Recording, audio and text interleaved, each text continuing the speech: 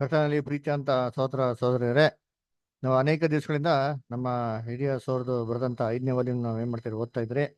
ಅದರಲ್ಲಿ ಆಲ್ಮೋಸ್ಟ್ ನಾವು 10 ಚಾಪ್ಟರ್ ಏನ್ ಮಾಡಿದ್ರಿ ಕಂಪ್ಲೀಟ್ ಮಾಡ್ತಾ ಬಂದಿದ್ರಿ. ಅದರ ಕಡೆ ಸತಿ ನೋಡ್ಬೇಕಾದ್ರೆ 10ನೇ ಅಧ್ಯಾಯ ಸಂಪೂರ್ಣ ಮುಗಿಸಿದ್ರಿ. ಸೊ ಇವತ್ತು ಚಾಪ್ಟರ್ ನಂಬರ್ 11 ಏನ್ ಮಾಡೋಣ ಓದೋಣ. ಏನಪ್ಪ ಈ ಚಾಪ್ಟರ್ ನಂಬರ್ 11 ಅಂತಂದ್ರೆ ಪವಿತ್ರಾತ್ಮ ಬಗ್ಗೆ. The holy spirit of atonement supposed objections considered. ಅಂದ್ರೆ ಈ ಒಂದು ಅಧ್ಯಾಯದಲ್ಲಿ ಪವಿತ್ರಾತ್ಮ ಬಗ್ಗೆ ಏನ್ ಹೇಳ್ತಾರೆ ಅಂದ್ಬಿಟ್ಟು ಸಂಪೂರ್ಣವಾಗಿ ಎಲ್ಲಾ ವಾಕ್ಯಗಳನ್ನ ತಂದ್ಬಿಟ್ಟು ಅದನ್ನ ಇದನ್ನ ಏನ್ ಮಾಡ್ತಾರೆ ಡೀಟೇಲ್ ಆಗಿ ನಮ್ಮ ಬದರ್ ಸ್ಟಡಿ ಮಾಡಿ ಏನ್ ಮಾಡ್ತಾರೆ ಇದನ್ನ ಕೊಡ್ತಾರೆ. ತುಂಬಾ ಚೆನ್ನಾಗಿದೆ. ನಾವೇನ್ ಮಾಡೋಣ ಇದನ್ನ ಓದೋಣ. ಓಕೆನಾ? ಯಾರೆಲ್ಲ ವಾಲ್ಯೂಮ್ಸ್ ಓದ್ತಿರೋ ಕೈಗಳ ಹತ್ರ ಅವಕಾಶ ಕೊಡೋಕೆ ನಿಮಗೆ ಅನುಕೂಲ ಆಗ್ಬೋದು. ಪಾಪ ವಿಮೋಚನೆಯ ಪವಿತ್ರಾತ್ಮ ಕಲ್ಪಿಸಿಕೊಂಡ ಆಕ್ಷೇಪಣೆಗಳನ್ನು ಪರಿಗಣಿಸಲಾಗುತ್ತದೆ. ಸಹಜವಾಗಿ ವಿರೋಧಾತ್ಮಕವಾದ ದೇವರ ವಾಕ್ಯಗಳನ್ನು ಪರೀಕ್ಷಿಸುವುದು. ಆತ್ಮನನ್ನು ನಂದಿಸಬೇಡಿರಿ, ಪವಿತ್ರಾತ್ಮನನ್ನು ದುಃಖಪಡಿಸಬೇಡಿರಿ. ಸತ್ಯದ ಆತ್ಮನು ಸಮಾಧಾನದಾಯಕನು, ಪವಿತ್ರಾತ್ಮನಿಂದ ತುಂಬಿರುವುದು. ಪವಿತ್ರಾತ್ಮನಿಗೆ ಸುಳ್ಳು ಹೇಳುವುದು, ಕರ್ತನ ಆತ್ಮನನ್ನು ಪ್ರೇರೇಪಿಸುವುದು. ಪವಿತ್ರಾತ್ಮನ ವಿರುದ್ಧವಾಗಿ ಪಾಪ ಮಾಡುವುದು. ಆತ್ಮನು ಹೇಳಿದ್ದು ಅದು ಪವಿತ್ರಾತ್ಮನಿಗೆ ವಿಹಿತವಾಗಿ ಕಂಡುಬಂತು. ಪವಿತ್ರಾತ್ಮನು ತಡೆದನು. ಪವಿತ್ರಾತ್ಮವು ಸಾಕ್ಷಿ ಹೇಳುತ್ತದೆ. ಪವಿತ್ರಾತ್ಮನು ನಿಮ್ಮನ್ನು ಇಂದಿನ ಅಧ್ಯಕ್ಷನನ್ನಾಗಿ ಇಟ್ಟಿದೆ. ಕರ್ತನ ಆತ್ಮನನ್ನು ಪ್ರೇರೇಪಿಸುವುದು. ಪವಿತ್ರಾತ್ಮನು ಓರ್ವ ಬೋಧಕ. ಪವಿತ್ರಾತ್ಮನಿಂದ ಅಭಿಷೇಕ ಹೊಂದಿದವರಾಗಿ ಪವಿತ್ರಾತ್ಮನ ನರಳಾಡುತ್ತಾ ಮಧ್ಯಸ್ಥಿಕೆ ವಹಿಸುವುದು. ಆತ್ಮನು ಯಾವ ರೀತಿಯಲ್ಲಿ ಈ ಲೋಕವನ್ನು ಆಕ್ಷೇಪಿಸುತ್ತದೆ. ನೀವೀಗ ಕ್ರಿಸ್ತ ವಿರೋಧಿಯ ಆತ್ಮನಿಂದ ದೇವರಾತ್ಮನನ್ನು ತಿಳಿದುಕೊಳ್ಳಿರಿ. Okay, thank you. ಸೊ ಇದರಲ್ಲಿ ಏನೆಲ್ಲಪ್ಪ ಅಡಗಿದೆ ಅಂತಂದ್ರೆ ಸೂಪರ್ ಆಗಿ ಮೊದಲನೇದಾಗೆ ಏನ್ರಿ ಆ ಸತ್ಯವೇದದಲ್ಲಿ ಏನ್ರಿ ಕಾಂಟ್ರಡಿಕ್ಟ್ ಆಗಿರೋಂಥ ವಾಕ್ಯಗಳು, ಪವಿತ್ರಾತ್ಮ ಬಗ್ಗೆ ವ್ಯತ್ಯಾಸವಾಗಿರೋಂಥ ಒಂದು ವಾಕ್ಯಗಳನ್ನ ಏನ್ ಮಾಡ್ತಾರೆ ಮೊದಲು ಏನ್ ಮಾಡೋಣ ಎಕ್ಸಾಮಿನ್ ಮಾಡೋಣ ಅಂತ ಹೇಳ್ತಾರೆ. ನಮ್ಗೆ ಎಷ್ಟೋ ವಾಕ್ಯಗಳು ಗೊತ್ತೋ ಅದರ ಇದನ್ನ ತ್ರೈಕತ್ವನ ಇದೆ ಅಂತ ಪ್ರೂವ್ ಮಾಡಕ್ಕೆ ಯೂಸ್ ಮಾಡೋಂಥ ಅನೇಕ ವಾಕ್ಯಗಳನ್ನ ಇದಿದೆ. ಇದನ್ನೆಲ್ಲ ಮೊದಲು ನಿಮ್ಮನ್ನ ಎಕ್ಸಾಮಿನ್ ಮಾಡೋಣ ಅಂತ ಹೇಳ್ತಾರೆ. ಎರಡನೇದು ಪವಿತ್ರ ಆತ್ಮನ ನಂದಿಸ್ಬೇಡಿ ಅಂತ ಹೇಳ್ತಾರೆ. ಅದರ ಕ್ವೆಂಚ್ ನಾಟ್ ದ ಸ್ಪಿರಿಟ್. ಈ ವಾಕ್ಯನ ಇಟ್ಕೊಂಡು ಏನ್ ಮಾಡೋದು ಎಲ್ಲರೂ, ಓ ಪವಿತ್ರ ಆತ್ಮನ ಅಗ್ನಿ ಅದು ಬೆಂಕಿ, ಆ ಬೆಂಕಿ ಏನ್ ಮಾಡ್ಬೋದು ಅದನ್ನ ನಂದಿಸ್ಬಾರ್ದು, ಆರಿಸ್ಬಾರ್ದು, ದೀಪನ ಆರಿಸ್ಬಾರ್ದು ಅಂತ ಏನ್ ಮಾಡ್ತಾರೆ ಹೇಳ್ತಾರೆ. ಹಂಗಾರೆ ನೋಡಿ ಅದು ಬೆಂಕಿ ಅಂತ ಏನ್ ಮಾಡ್ತಾರೆ ಹೇಳ್ತಾರೆ. ಅದನ್ನ ಅದೇ ತರ ಪವಿತ್ರ ಆತ್ಮನ ದುಃಖಿಸ್ಬೇಡಿ ಅಂತ ಹೇಳ್ತಾರೆ. ಅದರ ಸರಿ, ಹೆಂಗೆ ದುಃಖಿಸೋದು? ಈ ದುಃಖ ಅಂದ್ರೆ ಏನೋ ಪವಿತ್ರ ಆತ್ಮ ದುಃಖ ಆಯ್ತದ, ಅದನ್ನ ದುಃಖಿಸೋದನ್ನ ಏನಪ್ಪ ಅರ್ಥ? ಆಮೇಲೆ ಏನ್ರಿ ಸತ್ಯದ ಆತ್ಮ ಅಂದ್ರ ಅವನೇನ್ರಿ ಸಹಾಯಕನು. ಬೇಸಿಕ್ ಕ್ಲಾಸ್ ಓದಿದಿರಲ್ಲ, ಪವಿತ್ರ ಆತ್ಮನ ಒಂದು ವ್ಯಕ್ತಿ ಅಂತ ಪ್ರೂವ್ ಮಾಡಕ್ಕೆ ಅಧಿಕವಾಗಿ ಯೂಸ್ ಮಾಡುವಂತ ಪದ ಏನಪ್ಪ? ಸಹಾಯಕರು. ಆಮೇಲೆ ಪವಿತ್ರ ಆತ್ಮನ ಬರಿತವರಾಗಿರೋದು ಹೇಗೆ ಹೇಗೆ ಪವಿತ್ರ ಆತ್ಮನ ಬರಿತವರಾಗಿರೋದು ನಾವು, ನನ್ನ ಅರ್ಥ ಏನು? ಆಮೇಲೆ ಏನ್ರಿ ಪವಿತ್ರ ಆತ್ಮಗೆ ಸುಳ್ಳಾಡೋದು. ಅಪೊಸ್ತಲರು ಕೃತ್ಯಗಳು ಬರ್ತಾರೆ, ಅದರ ಅಪೊಸ್ತಲ ಪೇತ್ರ ಏನ್ ಮಾಡಿದ್ರೆ ಹೇಳ್ತಾರೆ, ಪವಿತ್ರ ಆತ್ಮಗೆ ಸುಳ್ಳಾಡಕ್ಕೆ ನೀನ್ ಹೆಂಗೆ ಧೈರ್ಯ ಮಾಡಿದೆ ಅಂತಂದ್ಬಿಟ್ಟು. ಸೊ ಪವಿತ್ರ ಆತ್ಮಕ್ಕೆ ವಿರುದ್ಧವಾಗಿ ಹೆಂಗೆ ಸುಳ್ಳಾಡಕ್ ಸಾಧ್ಯ? ಹಾಗಾದ್ರೆ ಏನು ಸುಳ್ಳಾಡೋದು ಅಂತಂದ್ರೆ, ಆಮೇಲೆ next tempting the spirit of the lord. ದೇವರ ಪವಿತ್ರ ಆತ್ಮನ ಏನ್ರಿ ಪರಿಶೋಧನೆ ಮಾಡ್ದಂಗೆ, ಪರೀಕ್ಷೆ ಮಾಡ್ದಂಗೆ, ಕೆಣಕ್ದಂಗೆ ಹೆಂಗೆ ಕೆಣಗೋದಕ್ಕೆ ಸಾಧ್ಯ? ಇನ್ನೊಂದ್ ಕಡೆ ಒಂದು ವಾಕ್ಯ ಬರ್ತಾರೆ, ಸಿನ್ ನಾಟ್ ಅಗೇನ್ಸ್ಟ್ ಹೋಲಿ ಸ್ಪಿರಿಟ್.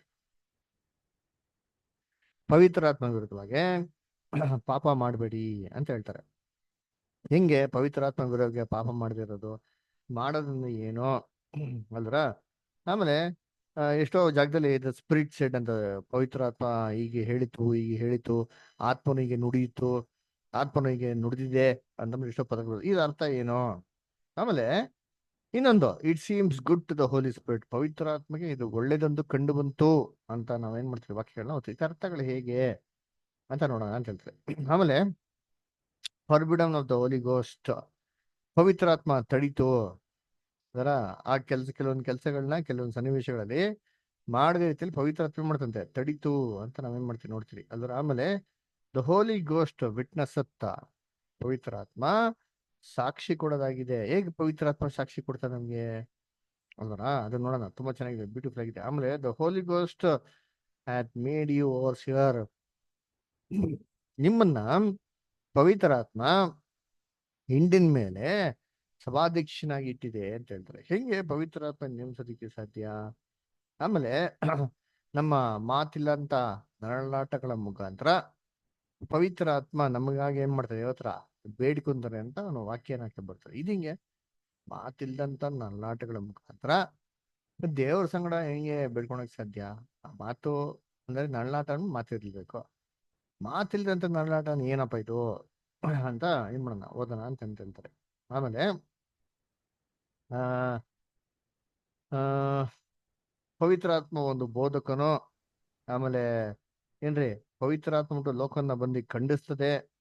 ಆಮೇಲೆ ಇದು ಏನು ಹೇಡಿತನದ ಆತ್ಮ, ಆಮೇಲೆ ಇದು ಕ್ರಿಸ್ತ ವಿರೋಧಿ ಆತ್ಮ ಅಂತ ಮತ್ತೆ ಇಷ್ಟ ಏನು ಅನೇಕ ಒಂದು ಪದಗಳನ್ನ ನಾವೆಲ್ಲ ನೋಡ್ರಿ. ಇದೆಲ್ಲ ಒಂದೊಂದು ವಾಕ್ಯಗಳನ್ನ ಡೀಟೇಲ್ ಆಗಿ ಏನ್ ಮಾಡೋಣ, ನೋಡ್ಕೊಂಡು ಹೋಗೋಣ ಅಂತ ಹೇಳ್ತಾರೆ. ಓಕೆನಾ? ಅದಕ್ಕೆ ಈ ಒಂದು ವಾಲ್ಯೂಮ್ ನಲ್ಲಿ ಈ ಒಂದು ಚಾಪ್ಟರ್ ಮುಖ್ಯವಾಗಿ ಈ ತ್ರೈಕತ್ವನ ಅರ್ಥ ಮಾಡ್ಕೊಳಕ್ಕೆ ಇರೋಂಥ ಉಪದೇಶಗಳಿಗೆ ತುಂಬಾ ಏನಾಗ್ತದೆ, ಇದು ಅನುಕೂಲ ಆಗ್ತದೆ. ಅದಕ್ಕೆ ನಾವು ಓದೋಣ ಮೊದಲನೇ ಪ್ಯಾರಾಗ್ರಾಫ್.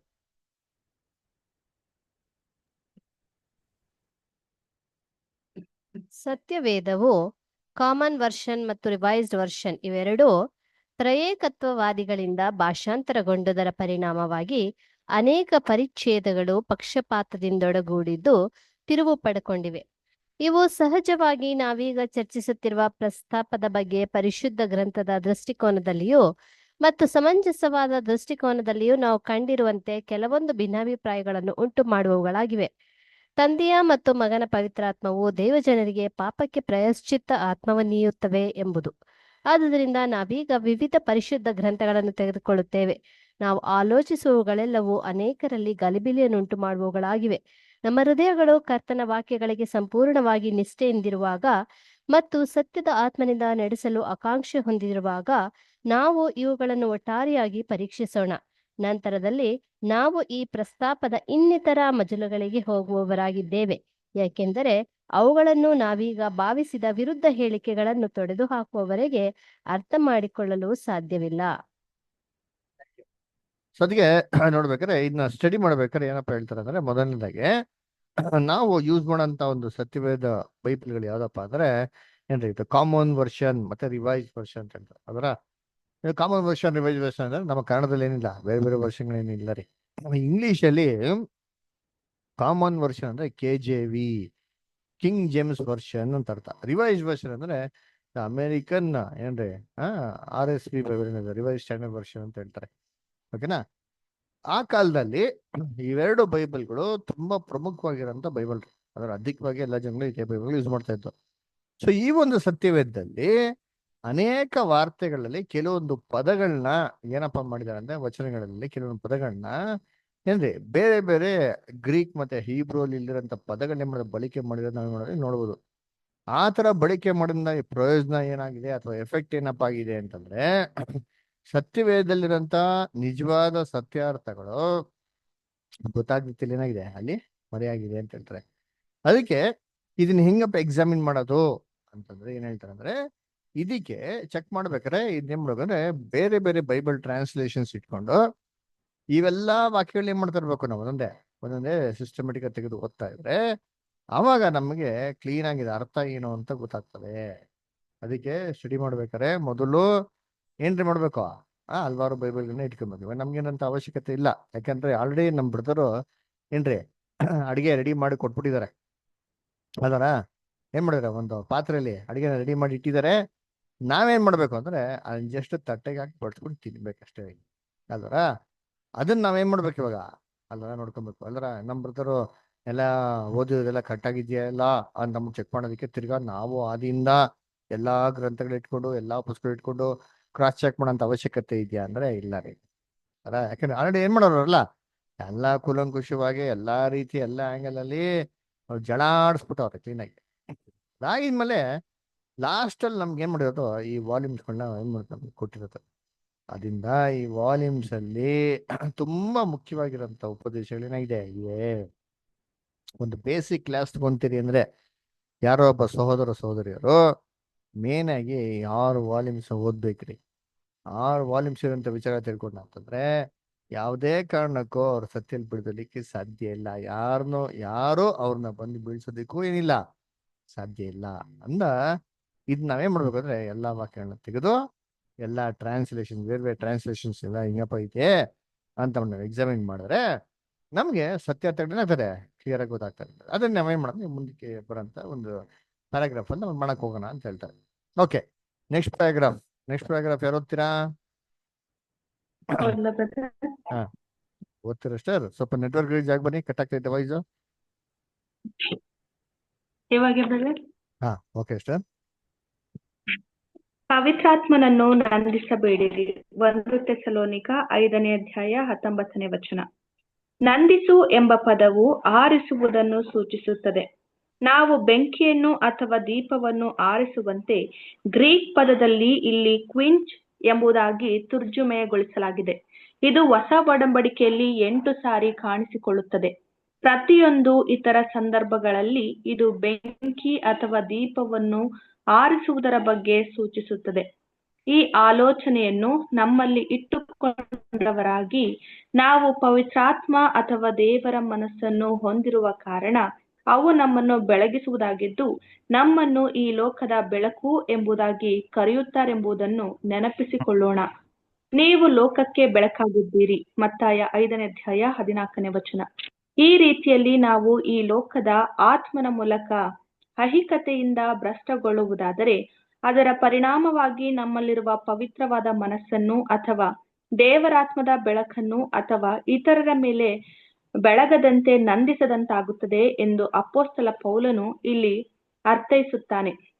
ನಿನ್ನೊಳಗಿನ ಬೆಳಕೇ ಕತ್ತಲಾದರೆ ಆ ಕತ್ತಲು ಎಷ್ಟೆನ್ನಬೇಕು? ಮತ್ತಾಯ 6 ಅಧ್ಯಾಯ 23 ಎಂಬ ನಮ್ಮ ಕರ್ತನ ಮಾತುಗಳೊಂದಿಗೆ ಇದು ಸಾಮರಸ್ಯದಿಂದಿದೆ ಎಂಬುದು. Thank you sir. ಸೊ ಅದೇ ನೋಡ್ಬೇಕಾದ್ರೆ ಏನಪ್ಪ, ಕ್ವೆಂಚ್ ನಾಟ್ ದ ಸ್ಪಿರಿಟ್, ಪವಿತ್ರ ಆತ್ಮ ನಂದಿಸ್ಬೇಡಿ ಅಂತ 1 Thessalonians 5:19 ಹೇಳ್ತಾರೆ. ಸಾಮಾನ್ಯವಾಗಿ ವಾಕ್ಯನ ಓದಿದ ತಕ್ಷಣ ನಂದಿಸ್ಬೇಡಿ ಅಂದ ತಕ್ಷಣ ನಂಗೆ ಐಡಿಯಾ ಬಂದ್ಬಿಡ್ತದೆ, ಓ ಏನೋ ಒಂದು ದೀಪ ಇದೆ, ಆ ದೀಪನ ಏನ್ ಮಾಡ್ದಂಗೆ ಆರಿಸ್ತಂತೆ, ಅದನ್ನ ಆರಿಸ್ಬೇಡಿ ಅಂದ್ರೆ ಹಾಗಾದ್ರೆ ಈ ಪವಿತ್ರ ಆತ್ಮನ ಇಲ್ಲಿ ಬೆಂಕಿಗೆ ಹೋಲಿಸ್ದಂಗೆ ಆಯ್ತಲ್ಲ ಅಂತ ಅಂದ್ಬಿಟ್ಟು ಏನ್ರಿ ಅಭಿಪ್ರಾಯ ಬರ್ತದೆ. ಅಂದ್ರೆ ಟ್ರಿನಿಟೇರಿಯನ್ಸ್ ಏನ್ ಮಾಡೋದು, ಇದೇ ಪದಗಳಲ್ಲಿ ಉಪಯೋಗಿಸ್ಕೊಂಡ್ಬಿಟ್ಟು ನೋಡ, ಪವಿತ್ರ ಆತ್ಮ ಏನ್ರಿ ಒಂದು ಅಗ್ನಿ ಅಭಿಷೇಕ ಅದಕ್ಕೆ ಹೇಳೋದು ಅಂತ ಏನ್ ಮಾಡ್ತಾರೆ, ಪ್ರಯೋಗ ಮಾಡ್ತಾರೆ. ಆದ್ರೆ ನಾವು ಇಲ್ಲಿ ಬರೋಂತ ಒಂದು ಗ್ರೀಕ್ ಪದನ ತೆಗೆದು ನೋಡಿದ್ರೆ ಅದ್ರ ಅರ್ಥ ಏನಪ್ಪಾ ಅಂತಂದ್ರೆ ಆರಿಸ್ಬೇಡಿ ಅಂತ ಬರ್ತದೆ. ಈ ಪದ ಬೈಬಲಲ್ಲಿ ಎಷ್ಟು ಸತಿ ಬರ್ತಾರೆ ಪದ ಬಿಟ್ಟು ಹೊಸ ಒಡಂಬಡಿಕೆಯಲ್ಲಿ ಮಾತ್ರ ಬರೋದು. ಇದು 8 ಸತಿ ಏನಾಗ್ತದೆ ಬರ್ತದೆ. ಈ 8 ಸತಿಗೂ ರೆಫರೆನ್ಸ್ಗಳು ಕೊಟ್ಟಿರೋದು ಯಾವ್ದು ಸಂಬಂಧವಾಗಿ ಅಂತಂದ್ರೆ, ಒಂದು ದೀಪನ ಆರಿಸ್ತಾರಲ್ಲ ಅದ್ರಕ್ಕೆ ರೆಫರೆನ್ಸ್ ಆಗಿ ಏನ್ ಮಾಡಿದ್ರೆ ಕೊಡ್ತಾರದು. ಅಂದ್ರೆ ಏನು, ಎಲ್ಲರ ಬೈಬಲ್ ಅಲ್ಲಿ ದೇವರು ಪವಿತ್ರ ಆತ್ಮ ದೀಪಕ್ಕೆ ಹೋಲಿಕೆ ಮಾಡಿದಾರ ಅಂದ್ರೆ ಇಲ್ಲ ರೀ, ಎಲ್ಲೂ ಏನ್ ಮಾಡಿಲ್ಲ, ರೆಫರೆನ್ಸ್ ಕೊಟ್ಟಿಲ್ಲ. ಆದ್ರೆ ನೂತನ ಸೃಷ್ಟಿಯಾಗಿರೋಂಥ ದೇವ್ರ ಮಕ್ಕಳನ್ನ ಏನ್ ಮಾಡಿದಾರೆ, ನೀವು ಲೋಕಕ್ಕೆ ಬೆಳಕಾಗಿದ್ದೀರಾ ಅಂತ ನಮ್ಗೆ ಹೇಳಿರೋ ಸತ್ಯವಿಧ ಉಂಟು. ಹಂಗಂದ್ರೆ ಏನಪ್ಪಾ ಅರ್ಥ ಅಂದ್ರೆ, ದೇವರು ತನ್ನ ಪವಿತ್ರ ಆತ್ಮನ ಯಾರಿಗೆ ದಯಪಾಲಿಸಿದ್ದಾರೆ, ಈ ದೇವ್ರ ಮಕ್ಳಿಗೆ ಏನ್ ಮಾಡಿದ್ದಾರೆ, ದಯಪಾಲಿಸಿದ್ದಾರೆ. ಈ ಕತ್ಲೆಯ ಲೋಕದಲ್ಲಿ ದೇವ್ರ ಮಕ್ಳು ಬೆಳಕ ತರ ಏನಾಗಬೇಕು, ಪ್ರಜ್ವಲಿಸ್ಬೇಕು. ಯಾವ ಬೆಳಕು? ಏನ್ರಿ, ಒಂದು ದೀಪದ ಬೆಳಕು ತರ. ಅಂದ್ರೆ ಏನರ್ಥ, ಅವ್ರ ಗುಣಗಳು ಲೋಕದ ಗುಣಗಳಿಗೆ ಏನಾಗಿರ್ಬೇಕು, ವ್ಯತ್ಯಾಸವಾಗಿರ್ಬೇಕು. ಇದು ಲೋಕದಲ್ಲಿ ಹೆಂಗಪ್ಪ ಕಾಣಿಸ್ಕೊಬೇಕು ಅಂದ್ರೆ, ಒಳ್ಳೆ ದೀಪ ತರ, ಒಳ್ಳೆ ಗ್ರ್ಯಾಂಡ್ ಬೆಳಕು ಕೊಡೋ ತರ, ಮಾರ್ಗದರ್ಶನ ಮಾಡೋ ತರ ಏನಾಗಿರ್ಬೇಕದು, ಅದು ಇರಬೇಕು. ಎಲ್ಲಾರ್ಗು ಏನ್ರಿ ಒಂದು ಸರಿಯಾದ ದಾರಿ ನೋಡ್ಸೋಕೆ ಏನಾಗಿರ್ಬೇಕು. ಇವಾಗ ದೀಪ ಅಂತ ಏನ್ ಮಾಡ್ತಾರೆ, ಕತ್ಲಲ್ಲಿ ದಾರಿ ನೋಡ್ಸೋದು, ಅದನ್ನ ಗೈಡ್ ಮಾಡ್ತಾರೆ, ಕರೆಕ್ಟಾಗಿ ಗೈಡ್ ಮಾಡ್ತಾರೆ. ಎಲ್ಲಿಗೆ ಹೋಗ್ಬೇಕು, ಎಲ್ಲಿ ಬರ್ತದೆ, ಎಲ್ಲಿ ತೊಂದರೆ ಇದೆ, ಎಲ್ಲಿ ಹೋಗ್ಬೇಕು, ಯಾವ ದಾರಿಲಿ ಹೋಗ್ಬೇಕು, ಹೇಗೆ ಹೋಗ್ಬೇಕು ಅಂತಂದ್ರ ಈ ರೀತಿ ದೇವ್ರ ಮಕ್ಳು ಏನಾಗಿರ್ಬೇಕು, ಇರ್ಬೇಕು ಅಂತ ಹೇಳ್ತಾರೆ ಅಲ್ವರ. ಸೊ ನಮ್ಮ ಉದ್ದೇಶನೇ ಕಾನ್ಸಂಟ್ರೇಷನ್ ಮಾಡ್ಕೊಂಡಿದ್ಮೇಲೆ ಕ್ರಿಸ್ತನ ಹೆಜ್ಜೆ ಜಾಡಿಯಲ್ಲಿ ಮಾಡ್ಬೇಕು, ನಡಿಬೇಕು, ಅದನ್ನ ಒಂದ್ ಮಾರ್ಗದಲ್ಲಿ ಆ ಬೆಳಕಲ್ಲಿ ನಡಿಬೇಕು ಅಂತಂದ್ಬಿಟ್ಟು. ಇದಕ್ಕೆ ಆಪೋಸಿಟ್ ಆಗಿ ಬರೋಂತ ಎಲ್ಲಾ ವಿಚಾರಗಳನ್ನ ನಾವು ಜಯಿಸೋದಿಕ್ಕೆ ಮಾಡ್ಬೇಕು, ಪ್ರಯತ್ನ ಮಾಡ್ಬೇಕು. ಯಾವಾಗ ಅದನ್ನ ಜಯಿಸೋದಿಲ್ವೋ, ಲೋಕ ನಮ್ಮನ್ನ ಜಯಿಸ್ತದೋ, ಅವಾಗ ಲೋಕದ ನಡವಳಿಕೆಗಳನ್ನ ನಾವೆಲ್ಲ ನಡ್ಸ್ಕೊಂಡು ನಾವು ನಡೀತಿರೋ, ಅವಾಗ ಏನಪ್ಪಾ ಮಾಡ್ದಂಗೆ ಅಂತಂದ್ರೆ, ಕರ್ತನಲ್ಲಿ ಪ್ರೀತಿ ಅಂತ ಸರೋದಗಳೇ, ನಾವು ನಮ್ಮಲ್ಲಿರಂತ ಒಂದು ಬೆಳಕು ಅದನ್ನ ಏನ್ ಮಾಡ್ಕೊಂತ ಇದ್ದೀರಿ, ಅದನ್ನ ಆರಿಸ್ಕೊಂತ ಇದ್ರಿ, ಕತ್ಲಾಗ್ ಮಾಡ್ಕೊಂತ ಇದ್ರಿ, ಅದನ್ನ ಪ್ರಜ್ವಲಿಸೋದಿಕ್ಕೆ ನಾವು ಅನುಮತಿ ಕೊಡ್ತಾ ಇಲ್ಲ. ಅದನ್ನ ಏನ್ ಮಾಡ್ತಾ ಇದ್ದೀರಿ ಅದನ್ನ ದೇವ್ರು ಕೊಟ್ಟಿರೋದನ್ನ ಅದನ್ನ ಒಂದು ಬುಟ್ಟಿಲಿ ಹಾಕ್ಬಿಟ್ಟು ಮುಚ್ಚಾಕ್ಬಿಟ್ಟು ಅದನ್ನ ಏನ್ ಮಾಡ್ತಾ ಇದ್ದೀರಿ, ಹೈಡ್ ಮಾಡ್ತಾ ಇದೀರಿ ಅಂತ ಅರ್ಥ. ಅದಕ್ಕೆ ಯೇಸು ಕ್ರಿಸ್ತು ಇನ್ನೊಂದ್ ಕಡೆ ಹೇಳ್ಬೇಕಾರೆ ಹೇಳ್ತಾರೆ ಗೊತ್ತಾ, ನೋಡಿ ಓದೋಣ. ಮ್ಯಾಥ್ಯೂ 6:23 ಓದ್ರಿ ಯಾರಾದ್ರ, ಮತ್ತೆ 6:23 ಓದ್ರಿ ಯಾರಾದ್ರ. ಕಣ್ಣು ದೇಹಕ್ಕೆ ದೀಪವಾಗಿದೆ. ಹೀಗಿರುವಲ್ಲಿ ನಿನ್ನ ಕಣ್ಣು ನೆಟ್ಟಗಿದ್ದರೆ ನಿನ್ನ ದೇಹವೆಲ್ಲ ಬೆಳಕಾಗಿರುವುದು. ನೋಡ್ದ, ಕಣ್ಣು ಏನಾಗಿದೆ, ದೇಹಕ್ಕೆಲ್ಲ ಬೆಳಕಾಗಿದೆ, ದೀಪವಾಗಿದೆ ಅಂತ ಹೇಳ್ತಾರೆ. ಅಂದ್ರ ಆ ಒಂದು ಬೆಳಕೆ, ಆ ಒಂದು ದೀಪನೇ ಕತ್ಲಾಗ್ಬಿಟ್ರೆ ದೇಹಕ್ಕೆ ಏನು ಬೆಳಕಿರ್ತಾರೆ ಅಂತ ಹೇಳ್ತಾರೆ ಅಲ್ವರ. ಹಾಗಾದ್ರೆ ಏನಪ್ಪಾ ಅಂದ್ರೆ ನಾವು ನೋಡೋಂತ ದೃಷ್ಟಿಕೋನ ಅದರ ಇದೇ ತರ ಬೆಳಕು. ಅದರ ನಾವು ದೇವರ ವಾಕ್ಯದ ದೃಷ್ಟಿಕೋನದಲ್ಲಿ ನೋಡಿದ್ರ, ಲೌಕಿಕವಾಗಿರೋ ದೃಷ್ಟಿಕೋನದಲ್ಲಿ ನೋಡಿದ್ರೆ ನಮ್ಮಲ್ಲಿರೋಂಥ ಒಂದು ಬೆಳಕು ಏನಾಯ್ತದೆ, ಕತ್ಲಾಗ್ಬೇಕು ಅಲ್ವರ. ಅದಕ್ಕೆ ಅದೆಂಥ ದೊಡ್ಡ ಕತ್ಲು ಅಪ್ಪ ಯೋಚನೆ ಮಾಡ್ರಿ ಅಂತ ಹೇಳ್ತಾರೆ ಅಲ್ವರ. ಏನ್ರಿ ಕಣ್ಣುಗಳನ್ನ ತೆರೆದವ್ರೆ, ಕುರುಡ್ತನ ಹೋಗಿದೆ. ಆ ಕುರುಡ್ತನ ಹೋಗಿದ್ಮೇಲೆ ತಿರ್ಗಾ ನಾವು ಕುರುಡ್ತಾನೆ ಇರ್ಬೇಕು ಅಂತಂದ್ಬಿಟ್ಟು ನಾವು ವಾಸ ಮಾಡ್ತೀರಿ, ಬಾಳ್ತೀರಿ ಅಂತಂದ್ರೆ ನಮ್ಮಂದಿರಂತ ಕುರುಡುತನ ಅದರ ಇನ್ನೆಷ್ಟು ದೊಡ್ಡದಾಗಿರ್ಬೇಕು ಅಂತಂತ ಅಂದ್ರೆ ಲೋಕ ನಾವೇನಾಗಿರ್ಬೇಕು, ಜೈಸರಾಗಿರ್ಬೇಕು. ಅದಕ್ಕೆ ಒಂದು ವಾಕ್ಯ ಇದೆಯಲ್ಲ, ಪೇತ್ರದಲ್ಲಿ ಹೇಳ್ತಾರಲ್ಲ, ಸತ್ಯ ಎಲ್ಲ ತಿಳಿದಿದ್ಮೇಲೆ ಏನ್ರಿ ಏನ್ರಿ ಲೋಕದ ಮನೆಯಂತಿಗೆ ಸಿಕ್ಕಾಕೊಂಡವರು ಅದು ತಿರುಗಿ ಸೋತು ಹೋದ್ರೆ ಅವ್ರ ಅಂತ್ಯಸ್ಥಿತಿ ಹೆಂಗಿದೆ ಅಂತೆ, ಮೊದ್ಲಿಕ್ಕಿಂತಲ್ಲ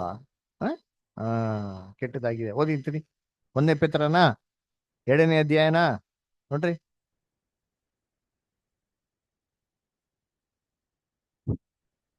1 ಪೇತ್ರ 2ನೇ ಅಧ್ಯಾಯನ ಕೊನೆ 5-6 ವಾಕ್ಯಗಳು.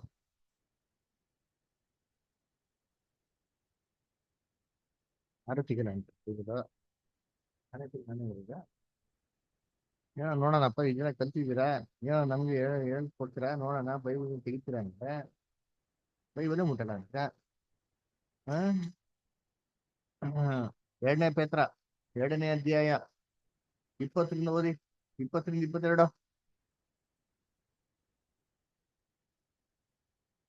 ಕರ್ತನು ರಕ್ಷಕನೂ ಆಗಿರುವ ಯೇಸು ಕ್ರಿಸ್ತನ ವಿಷಯವಾದ ಜ್ಞಾನ ಹೊಂದಿ ಲೋಕದ ಮಲಿನತ್ವಗಳಿಗೆ ತಪ್ಪಿಸಿಕೊಂಡವರು ತಿರುಗಿ ಅವುಗಳಲ್ಲಿ ಸಿಕ್ಕಿಕೊಂಡು ಸೋತು ಹೋದರೆ ಅವರ ಅಂತ್ಯಸ್ಥಿತಿಯು ಮೊದಲಿಗಿಂತ ಕೆಟ್ಟದಾಗಿದೆ. ನೋಡ್ರ ಏನ್ರಿ, ಇವೆಲ್ಲ ಮನೆಯಂತಿಗೆ ಸಿಕ್ಕಿಕೊಂಡವರು ತಪ್ಪಿಸ್ಕೊಂಡವ್ರು ಫಸ್ಟ್. ಅದನ್ನ ತಪ್ಪಿಸ್ಕೊಂಡಿದ್ಮೇಲೆ ಕ್ರಿಸ್ತನ ಒಂದು ಸತ್ಯದ ಪರಿಜ್ಞಾನಕ್ಕೆ ಬಂದವ್ರು, ಬೆಳಕಿಗೆ ಬಂದವ್ರೆ.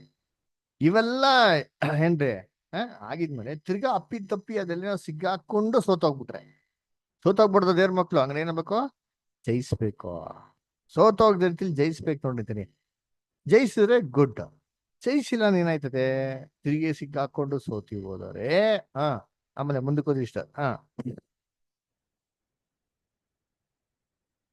ಅವ್ರ ಅಂತ್ಯಸ್ಥಿತಿ ಮೊದ್ಲಿಕ್ಕೆ ಚೆನ್ನಾಗಿದೆ, ಕೆಟ್ಟದಾಗಿದೆ. ಅಂತ್ಯಸ್ಥಿತಿ ಏನೋ ಏನ್ರಿ, ಓಟ ಓಡಿ ಮುಗಿಸಿದ್ಮೇಲೆ ಎಲ್ಲ ಏನ್ ದೇವ್ರು ಕಿರೀಟ ಕೊಡ್ತಾ ಇದಾರೋ ಆ ಕಿರೀಟನ ಏನ್ ಮಾಡ್ಬಿಡ್ತಾರೆ, ಕಳ್ಕೊಂಡ್ಬಿಡ್ತಾರೆ. ಕಳ್ಕೊಂಬಿಟ್ಟು ಅವ್ರ ಅಂತ್ಯಸ್ಥಿತಿ ಹೆಂಗಿರ್ತದೆ, ಮೊದ್ಲಿಕ್ಕಿಂತ ಮೋಸ. ಮೊದ್ಲಾರ ಏನ್ರಿ ಸತ್ಯ ತಿಳಿದ್ರೆ ಇದ್ದಿದ್ರೆ ಲೋಕ್ತಾ ಇದ್ರು ಏನಾಗಿರೋರು, ಕ್ರಿಸ್ತನ ರಾಜ್ಯದಲ್ಲಿ ಬಂದಿರೋರು. ಇಲ್ಲಿ ಅಪ್ಪಿ ತಪ್ಪಿ ಏನಾರ ಎಡು ಬಿದ್ದ ಅಂತಂದ್ರೆ ಬೇಕು ಅಂತಂದ್ಬಿಟ್ಟು ಪಾಪ ಮಾಡಿ ಸಿಗಾಕೊಂಡ್ರೆ ಎಲ್ಲಿಗಪ್ಪ ಹೋಗ್ತಾರೆ ಅಂದ್ರೆ 2ನೇ ಮರಣ, ತಿರ್ಗಾ ಯಾವತ್ತು ಬರಕ್ಕೆ ಸಾಧ್ಯನೇ ಇಲ್ಲ. ಅದಕ್ಕೆ ಪವಿತ್ರ ಆತ್ಮನ ಏನ್ ಮಾಡಕ್ ಹೋಗ್ಬಿಡಿ, ನಂದಿಸ್ಬೇಡಿ. ದೇವ್ರು ನಿಮ್ಗೆ ಆತರ ಒಂದು ಕೃಪಾವರನ ಕೊಟ್ಟಿ, ಬಲಶಕ್ತಿನ ಕೊಟ್ಟಿ, ಕ್ರಿಸ್ತನ ಸ್ವರೂಪದಲ್ಲಿ ಬೆಳೆದಿಕ್ಕೆ ನಿಮ್ಗೆ ಸಹಾಯ ಮಾಡ್ತಾ ಇದಾರೆ.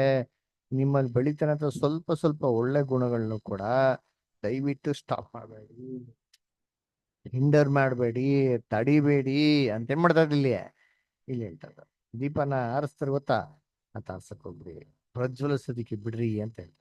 ಓಕೆ, ನೆಕ್ಸ್ಟ್ ಪ್ಯಾರಾಗ್ರಾಫ್ ಯಾರು ಓದ್ತೀರಾ?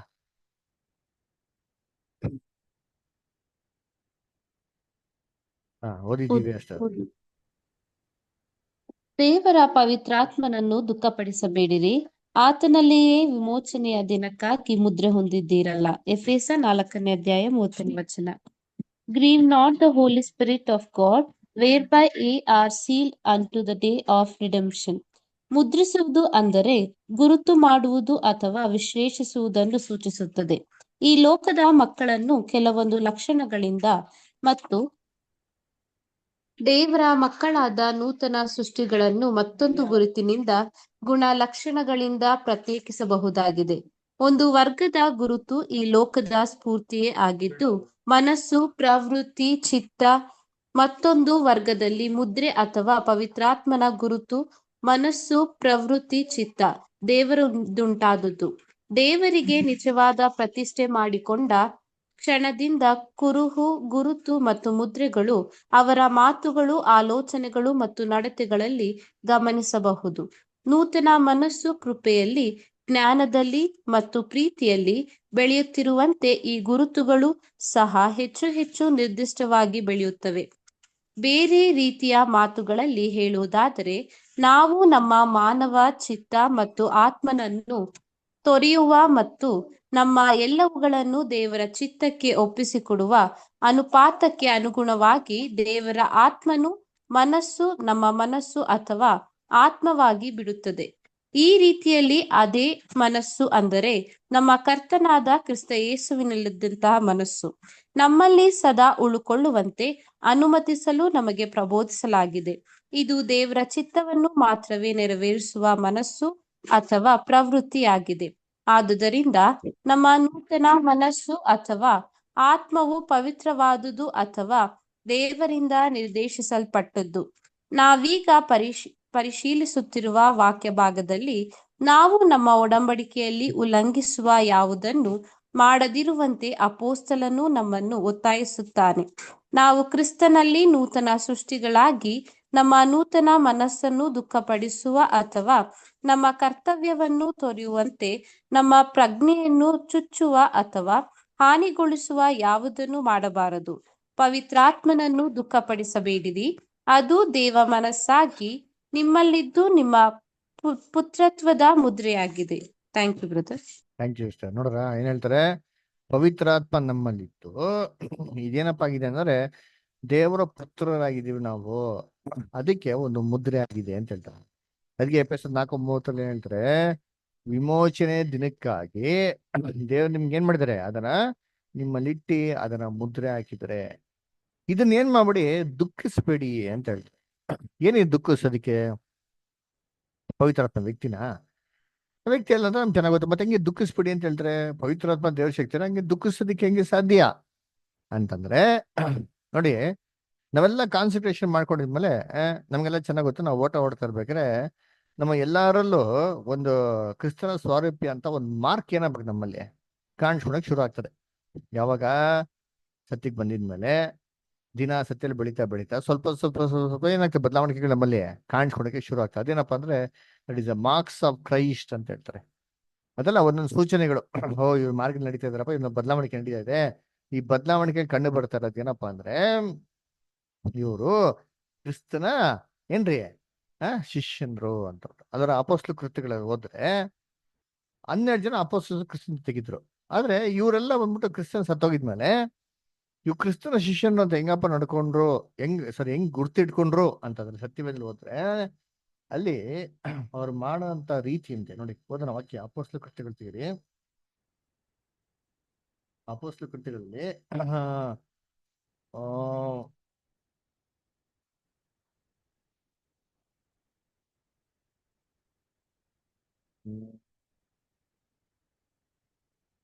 4th chapter verse 13. ಅಪೊಸ್ತಲರು 4:13. ಪೇತ್ರ, ಯೋಹಾನರು ಧೈರ್ಯದಿಂದ ಮಾತಾಡುವುದನ್ನು ಆ ಸಭಿಕರು ನೋಡಿ ಅವರು ಶಾಸ್ತ್ರಾಭ್ಯಾಸ ಮಾಡದ ಸಾಧಾರಣರೆಂದು ತಿಳಿದು ಆಶ್ಚರ್ಯಪಟ್ಟರು. ನೋಡ್ರಾ, ನೋಡ್ರಿ ಆಮೇಲೆ ನೆಕ್ಸ್ಟ್ ಇವರು ಯೇಸುವಿನ ಸಂಗಡ ಇದ್ದವರೆಂದು ಗುರುತು ಹಿಡಿದರು ಮತ್ತು ನೋಡ್ರ ಏನಪ್ಪ, ಇವ್ರು ಯೇಸುವಿನ ಸಂಗಡ ಇದ್ದವರು, ವಿದ್ಯಾಭ್ಯಾಸ ಬರ್ದಿರೋರು ಅಂತ ಹೆಂಗಪ್ಪ ಕಂಡಿಟ್ಕೊಡ್ರು ಅಂತಂದ್ರೆ ಧೈರ್ಯದಿಂದ ಮಾತಾಡೋದ್ ನೋಡಿ. ಯೇಸು ಹೆಂಗಿದ್ರ ಹಿಂಗೆ ಧೈರ್ಯದಿಂದ ಮಾತಾಡೋರು ಅಂತೀರಿ, ಅಧಿಕಾರದಿಂದ ಮಾತಾಡೋರು, ಯಾವುದೇ ರೀತಿ ಸಂದೇಹ ಬರ್ತಾ ಇರಲ್ಲ. ಇದು ಒಂದು ಎಕ್ಸಾಂಪಲ್ ಹೇಳಿದ್ನು, ಏನು trade mark of A Christian ಅಂತ. ಈ ರೀತಿ ಒಬ್ಬೊಬ್ಬರಲ್ಲಿ ದೇವರ ಪವಿತ್ರಾತ್ಮ ಬಂದವಾಗ ಕಾನ್ಸಂಟ್ರೇಷನ್ ಮಾಡ್ಕೊಂಡಾಗ ಒಬ್ಬೊಬ್ಬರಲ್ಲಿ ಕೆಲವೊಂದು ಬದಲಾವಣೆ ಬರೋಕ್ಕೆ ಶುರು ಆಗ್ತದೆ. ಇವೆಲ್ಲ ಒಂದು ಮಾರ್ಕ್ ಇದ್ದಂಗೆ. ಅದ್ರ ಏನಪ್ಪ ಅಂದ್ರೆ ಸಿಗ್ನಿಫಿಕೆನ್ಸ್ ಆಫ್ ದ ಮಾರ್ಕ್ ಏನಂದ್ರೆ ನಾವು ಓಟದಲ್ಲಿ ಆಗ್ತಾ ಇದ್ದೀರಿ, ಓಡ್ತಾ ಇದ್ದೀರಿ ಅಂತ ಒಂದು ಸೂಚನೆ ರೀ. ಇವಾಗ ಇದು ನಮ್ಮಲ್ಲಿ ಬರ್ತಾ ಬರ್ತಾ ಬರ್ತಾ ಏನ್ ಮಾಡಕ್ ಹೋಗ್ಬಾರ್ದು, ಇದನ್ನ ಏನ್ರಿ ಕಂಟ್ರೋಲ್ ಮಾಡೋದಾಗ್ಲಿ, ಇದನ್ನ ದಬಾಯಿಸೋದಾಗ್ಲಿ, ಇದು ಬೆಳೆದ ರೀತಿಲಿ ತಡೆಗಟ್ಟೋದಕ್ಕೆ ಮಾಡಕ್ ಹೋಗ್ಬಾರ್ದು. ಇವಾಗ ನೋಡ್ರಿ, ಇವಾಗ ಅಪೋಸ್ಟಲ್ಸ್ ಅಲ್ಲಿ ಧೈರ್ಯದಿಂದ ಮಾತಾಡಿದ್ರು. ಎಲ್ಲಾ ಜನಗಳು ಬರ್ತಾರೆ, ಕ್ವಶನ್ಸ್ ಕೇಳ್ತಾರೆ. ಅದರ ಆಮೇಲೆ ಏನ್ ಮಾಡ್ತಾರೆ, ಎಲ್ಲ ಮುಖ್ಯದ ಅಧಿಕಾರಿಗಳೆಲ್ಲ ಸೇರ್ಬಿಡ್ತಾರೆ, ಯಹೂದ್ಯರೆಲ್ಲ ಸೇರ್ಬಿಟ್ಟು ಏನ್ರಿ ಅವ್ರಿಗೆ ಬಹಿಷ್ಕಾರ ಆಗ್ತಾರೆ. ಅವ್ರು ಒಂದೇ ಮಾತು ಹೇಳ್ತಾರೆ, ನಾವ್ ಯಾರ ಮಾತನ್ನು ಕೇಳಬೇಕು, ನಿಮಗೆ ವಿದ್ಯಾರಾಗ್ಬೇಕಾ ದೇವ್ರಿಗೆ ವಿದ್ಯಾರಾಗ್ಬೇಕಾ, ಏನ್ ಮಾಡ್ಬೇಕು ಹೇಳ್ರಿ ಅಂತ ಅಲ್ವರ. ಸೊ ಆ ತರ ಅವರು ಮನುಷ್ಯಂಗೆನ ಭಯ ಪಟ್ಬಿಟ್ಟು ದೇವ್ರ ತಂದು ಕೊಟ್ಟಂತ ಕೆಲಸಗಳನ್ನ ಮಾಡದೆ ಬಿಟ್ಬಿಟ್ಟಿದ್ರೆ ಏನಾಗಿರೋದು, ದೇವರು ತನ್ನ ಕೊಟ್ಟಂತ ಪವಿತ್ರ ಆತ್ಮ ನಂದಿಸ್ತಂತೆ ಆಗಿರೋದು, ಅದನ್ನ ಹಿಂಡರ್ ಮಾಡದಂತ ಆಗಿರೋದು, ತಡೆಗಟ್ಟ ರೀತಿಲಿ ಆಗಿರೋದು. ಆ ಬೆಳವಣಿಗೆನ ಮಾಡದ ರೀತಿಲಿ ಬಿಟ್ಬಿಟ್ಟಿದ್ರೆ ಏನಾಗಿರೋದು, ಅದನ್ನ ದುಃಖಿಸಂತ ರೀತಿಲಿ ಆಗಿರೋದು. ಇದನ್ನೇ ಅಪೋಸ್ಟಲ್ ಪೌಲ್ ಏನ್ ಹೇಳೋದು, ಇದು ನಾವು ಒಂದು ಎಕ್ಸಾಂಪಲ್, ಒಂದು ಬೋಧನೆ ಮಾಡೋಂಥ ರೀತಿಲಿ ಇದೇ ತರ ಕ್ಯಾರೆಕ್ಟರ್ ಡೆವಲಪ್ಮೆಂಟ್ ಎಲ್ಲಾರ್ಗೂ ಬೋಧನೆ ಮಾಡೋಂಥ ಅವಕಾಶಗಳು ಇರಲ್ಲ. ಆದ್ರೆ ಕ್ಯಾರೆಕ್ಟರ್ ಡೆವಲಪ್ಮೆಂಟ್ ಮಾಡ್ಕೊಳಕ್ಕೆ ಅವಕಾಶಗಳು ಬಂದವಾಗ ಆ ಅವಕಾಶಗಳನ್ನ ಕಳ್ಕೊಂಡು ನಮ್ಮ ಮನಸ್ಸಾಕ್ಷಿ ವಿರುದ್ಧವಾಗಿ ನಾವೇನೋ ಕೆಲಸಗಳನ್ನ ಮಾಡಿ ನಮ್ಗೆ ನಾವೇ ದುಃಖನ ತುಂಬಿಸ್ಕೊಂಡಾವಾಗ ನಮ್ಗೆ ತುಂಬಾ ಬೇಜಾರದ. ಅವಾಗ ಏನಪ್ಪ ಮೀನಿಂಗ್ ಅಂದ್ರೆ, ನಾವು ದೇವ್ರ ಚಿತ್ತಕ್ಕೆ ಅನುಸಾರವಾಗಿ ಏನ್ ಮಾಡಿಲ್ಲ, ನಡ್ಕೊಂಡಿಲ್ಲ. ದೇವ್ರ ಚಿತ್ತಕ್ಕೆ ವಿರುದ್ಧವಾಗಿ ಏನ್ ಮಾಡಿದೀವಿ, ನಾವು ನಡ್ಕೊಂಡಿದ್ದೀರಿ. ಅದರಿಂದ ನಮ್ಗೇನಾಗಿದ್ರೆ ಒಂದು ತುಂಬಾ ದುಃಖ ಆಗ್ತಾರೆ ಗೊತ್ತಾ. ಅದನ್ನ ಮಾಡ್ಕೊಂಬೇಡಿ, ಆ ಅನುಭವಕ್ಕೆ ನೀವು ಹೋಗ್ಬೇಡಿ ಅಲ್ದರ. ಯಾಕಂದ್ರೆ ಇದು ದೇವ್ರು ನಿಮ್ಗೆ ಏನ್ ಮಾಡಿದ್ರೆ ಮುದ್ರೆ ಹಾಕಿದಾರಪ್ಪ. ಇಲ್ಲಿ ವಿಮೋಚನೆ ಆಗ ತನಕ ಇದು ದೇವ್ರು ನಿಮ್ಮಲ್ಲಿ ಬಿಟ್ಟವ್ರೆ, ನಿಮ್ಗೆ ಎಚ್ಚರಿಕೆ ಮಾಡೋದಿಕ್ಕೆ, ನಿಮ್ಗೆ ಕರೆಕ್ಷನ್ ಮಾಡೋದಿಕ್ಕೆ, ನಿಮ್ಗೆ ಬೆಳೆದಿಕ್ಕೆ ಎಲ್ಲಾ ರೀತಿಯಲ್ಲಿ ಮಾಡೋ ದೇವ್ರು ನಿಮ್ಗೆ ಅದನ್ನ ಕೊಟ್ಟವ್ರೆ ಅಂತ. ಅದಕ್ಕೆ ನೋಡ್ಬೇಕಾದ್ರೆ ದುಃಖಿಸ್ಬೇಡಿ ಅಂತ ಏನ್ ಮಾಡೋದು ಹೇಳೋದು. ಅದರ ಅರ್ಥ ಆಯ್ತಾ? ಹಂಗಾರೆ ಏನಂದ್ರೆ ನಮ್ಮ ಒಂದು ಮಾತು, ನಡವಳಿಕೆ ಅಥವಾ ಒಂದು ಕ್ರಿಯೆಗಳ ಮುಖಾಂತರ, ನೋಡೋಂಥದ್ದು ಮುಖಾಂತರ ಇದು ಯಾವ್ದಾರೋ ಒಂದು ಸಹೋದರ ಸಹೋದರಿಗಳಿಗೆ ತೊಂದರೆ ಆಗೋ ರೀತಿಯಲ್ಲಿ ಇದ್ದಿ ಇದು ನಮ್ಮ ದೇವರಿಗೆ ಒಂದು ಕೆಟ್ಟ ಹೆಸರು ತರ ಇತ್ತು ಅಂತಂದ್ರೆ ಇವೆಲ್ಲಾ ಕೆಲ್ಸಗಳು ನಾವೇನ್ ಮಾಡೋದಂಗೆ ಪವಿತ್ರ ಆತ್ಮಕ್ಕೆ ದುಃಖಿಸ್ತಂತೆ ಆದಂತ ಲೆಕ್ಕ. ಆದಷ್ಟು ಇವೆಲ್ಲ ಏನ್ ಮಾಡ್ಬೇಕು ಅಂದ್ರೆ ಎಲ್ಲ ಬಿಟ್ಬಿಟ್ಟು ಒಳ್ಳೆ ಶುದ್ಧವಾದ ಮನಸ್ಸಾಕ್ಷಿ ಇರ್ತಾರೆ ಮಾಡಕ್ ನಾವು ಆದಷ್ಟು ಪ್ರಯತ್ನ ಮಾಡ್ಬೇಕು ಅಂತ ಹೇಳ್ತಾರೆ. ಓಕೆ, ನೆಕ್ಸ್ಟ್ ಪ್ಯಾರಾಗ್ರಾಫ್ ನಾನು ಓದ್ತೀರಾ? ಓದಮ್ಮ ಅಮೃತ. ಸತ್ಯದ ಆತ್ಮನು, the spirit of the truth. ಸತ್ಯದ ಆತ್ಮನು ಬಂದಾಗ ಆತನು ನಿಮ್ಮನ್ನು ನಡೆಸಿಕೊಂಡು ಹೋಗಿ ಸಕಲ ವಿಷಯಗಳಲ್ಲಿಯೂ ಸತ್ಯಕ್ಕೆ ಸೇರಿಸುವನು. ಆತನು ತನ್ನಷ್ಟಕ್ಕೆ ತಾನೇ ಮಾತಾಡದೆ ಕೇಳಿದ ಮಾತುಗಳನ್ನೇ ಆಡುವನು ಮತ್ತು ಮುಂದಾಗುವ ಸಂಗತಿಗಳನ್ನು ನಿಮಗೆ ತಿಳಿಸುವನು. ಯೋಹಾನ 16ನೇ ಅಧ್ಯಾಯ 13ನೇ ವಚನ. ಈ ಪ್ರಸ್ತಾಪದ ವಾಕ್ಯ ಭಾಗವನ್ನು ನಾವೀಗಾಗಲೇ 8ನೇ ಅಧ್ಯಾಯದಲ್ಲಿ ಪರಿಗಣಿಸಿದ್ದೇವೆ. ಆದರೆ ಕೆಲವೊಂದು ಹೆಚ್ಚುವರಿ ಲಕ್ಷಣಗಳನ್ನು ನಾವಿಲ್ಲಿ ಪರಿಗಣಿಸಬೇಕಾಗಿದೆ. ಶಿಷ್ಯರುಗಳು ಯಹೂದ್ಯರು, ಸ್ವಾಭಾವಿಕ ಮಂದಿಯೂ ಆಗಿದ್ದ ಅವರು ಎಲ್ಲ ಸಂಗತಿಗಳನ್ನು ಪ್ರಾಪಂಚಿಕ ದೃಷ್ಟಿಕೋನದಲ್ಲೇ ನೋಡುವವರಾಗಿದ್ದರು ಮತ್ತು ಮಾನವ ವಿಮೋಚನೆಯೊಂದನ್ನು ಮತ್ತು ಪತನಗೊಂಡವರ ಕೈಯಲ್ಲಿ ಭೂಲೋಕದ ರಾಜ್ಯವೊಂದನ್ನು ನಿರೀಕ್ಷಿಸುವವರಾಗಿದ್ದರು. ನಮ್ಮ ಕರ್ತನು ಅವರೊಂದಿಗೆ ಪರಲೋಕ ರಾಜ್ಯದ ಬಗ್ಗೆ ಮಾತಾಡುವವನಾಗಿದ್ದಾನೆ. ಆದರೆ ಇದುವರೆಗೆ ಆತನು ತಾನು ಸಾಯಲೇಬೇಕಾಗಿದೆ, ಅವರನ್ನು ಬಿಟ್ಟು ಬಹು ದೂರವಾದ ದೇಶವೊಂದಕ್ಕೆ ಹೋಗಿ ರಾಜ್ಯವೊಂದರ ಅಧಿಕಾರವನ್ನು ಪಡಕೊಳ್ಳಲು ಹೋಗಬೇಕಾಗಿದೆ. ಲೂಕ 19ನೇ ಅಧ್ಯಾಯ 12ನೇ ವಚನ ನೋಡಿರಿ. ಮತ್ತು ಅಲ್ಲಿಂದ ಹಿಂತಿರುಗಿ ಬಂದು ಇಲ್ಲಿ ತನ್ನ ರಾಜ್ಯವೊಂದನ್ನು ಸ್ಥಾಪಿಸಿ ಅದರಲ್ಲಿ ತನ್ನೊಂದಿಗೆ ನಿಷ್ಠಾವಂತರನ್ನೂ ಸಹ ಆ ರಾಜ್ಯದ ಜೊತೆಗೆ ವಾರಸುದಾರರುಗಳಾಗಿ ಮಹಿಮೆ ಪಡಿಸಲಿರುವುದಾಗಿ ಅವರಿಗೆ ವಿವರಿಸಿ ಹೇಳಿರುವುದಿಲ್ಲ. ಆತನು ಈ ಪ್ರಕಟಣೆಯಿಂದ ನಿರಾಶೆಗೊಂಡ ಅವರನ್ನು ಸಮಾಧಾನಪಡಿಸುವವನಾಗಿ ಆತನು ಅವರಿಗೆ ತಾನು ಅವರನ್ನು ಒಬ್ಬಂಟಿಯರನ್ನಾಗಿ ಬಿಡುವುದಿಲ್ಲ. ಆದರೆ ತಂದೆಯು ತನ್ನನ್ನು ಇಲ್ಲಿಗೆ ಒಂದು ಕಾರ್ಯ ಮಾಡುವುದಕ್ಕಾಗಿ ಕಳುಹಿಸಿದಂತೆಯೇ ತನ್ನ ಗೈರು ಹಾಜರಿಯಲ್ಲಿ ತಂದೆಯು ಅವರಿಗೆ ಸಮಾಧಾನವನ್ನುಂಟು ಮಾಡುವ ಸಹಾಯಕನೊಬ್ಬನನ್ನು ಆತನ ಹೆಸರಿನಲ್ಲಿ ಅಥವಾ ಆ ಕಾಲಕ್ಕೆ ಆತನ ಪ್ರತಿನಿಧಿಯಾಗಿ ಅವರ ಬಳಿಗೆ ಕಳುಹಿಸಿಕೊಡುತ್ತಾನೆಂಬ ಭರವಸೆಯನ್ನು ನೀಡುವವನಾಗಿದ್ದಾನೆ. ಬರಲಿರುವ ಸಮಾಧಾನಪಡಿಸುವವನು ಪವಿತ್ರಾತ್ಮನು ಮತ್ತೊಬ್ಬ ಮೆಸ್ಸಿಯನು ಅಥವಾ ಬೇರೊಬ್ಬ ಬೋಧಕನು ಎಂಬ ಕಲ್ಪನೆಯು ಅವರಲ್ಲಿ ಉಂಟಾಗದಂತೆ ಆತನು ತನ್ನಷ್ಟಕ್ಕೆ ತಾನೇ ಮಾತಾಡದೆ ಕೇಳಿದ ಮಾತುಗಳನ್ನೇ ಆಡುವನು ಎಂಬ ಮಾತುಗಳನ್ನು ಹೇಳುವವನಾಗಿದ್ದಾನೆ. ಆತನು ಸ್ವತಂತ್ರವಾಗಿಯಾಗಲಿ ಅವರು ಈಗಾಗಲೇ ಹೊಂದಿಕೊಂಡಿರುವ ಆತನ ಬೋಧನೆಗಳಲ್ಲಿ ಸಾಮರಸ್ಯವಿಲ್ಲದಂತೆ ಆಗಲಿ ಮಾತನಾಡುವುದಿಲ್ಲ. ಆದರೆ ಕೇಳಿದ ಮಾತುಗಳನ್ನೇ ಆಡುವನು ಮತ್ತು ಮುಂದಾಗುವ ಸಂಗತಿಗಳನ್ನು ನಿಮಗೆ ತಿಳಿಸುವನು. Thank you brother. Thank you sir. ನೋಡ್ರ, ಅದಕ್ಕೆ ಸತ್ಯದ ಆತ್ಮ ಯೋಹಾನ 16:13 ಏನ್ ಹೇಳ್ತಾರೆ? ದೇವರ ಪವಿತ್ರಾತ್ಮ ಬಂದ್ರೆ ಫಸ್ಟ್ ಮಾಡೋದ ಕೆಲಸ ಏನಪ್ಪ, ನೀವು ಸಕಲ ಸತ್ಯಕ್ಕೆ ನಡ್ಕೊಂಡು ಹೋಗ್ತಾರೆ ಅಂತ ಹೇಳ್ತಾರೆ. ಅದರ ಇದನ್ನ ಆಲ್ರೆಡಿ ನಾವು ಏನ್ ಮಾಡಿದ್ರೆ, ಇದಕ್ಕಿಂತ ಮುಂಚೆ ತ್ರೈಕತ್ವ ಅಂತ ಉಪದೇಶ ಅಂತ ನಾವು ಓದಲ್ಲ, ಪೇಜ್ 170 ಆಡಿ ನಾವೇನ್ ಮಾಡಿದ್ರೆ ಅದನ್ನ ಓದಿದ್ರಿ. ಅದರ ಒಂದು 3-4 ತಿಂಗಳ ಮುಂಚೆ ಅಲ್ವರ.